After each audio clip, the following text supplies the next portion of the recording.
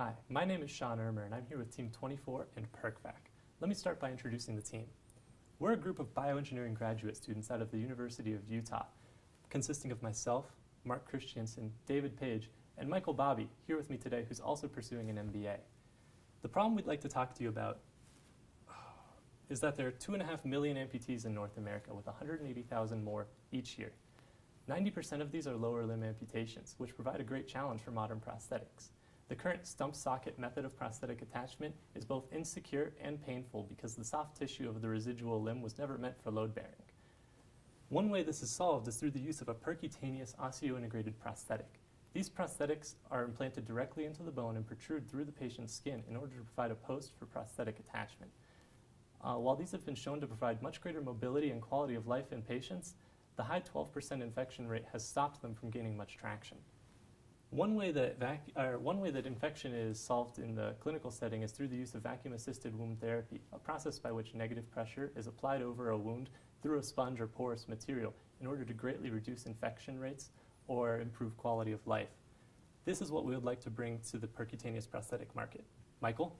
So our solution is to incorporate vacuum-assisted wound therapy with the osseointegrated implant. So our device will implant directly into the bone of the residual limb of the patient. One end will protrude through the skin, forming the percutaneous interface. The prosthetic limb will then attach to the external abutment. The percutaneous interface of our device will be covered in a porous titanium foam, which is shown here in blue. Vacuum channels will be run through the device, which will allow for the attachment of an external vacuum source. This vacuum source will apply a negative pressure throughout the porous titanium foam and apply vacuum-assisted wound therapy to this percutaneous interface. We believe that this, coupled with the porous nature of the titanium foam, will lead to greater tissue integration and greater tissue health and eliminate infections for this device.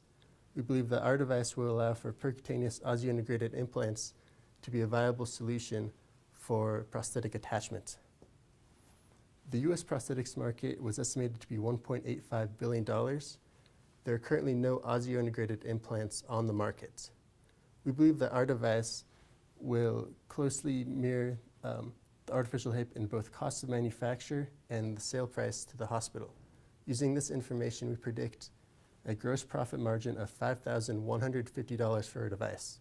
If we're able to capture just 1% of the North American lower limb amputee market, we would realize gross profits of nearly $12 million.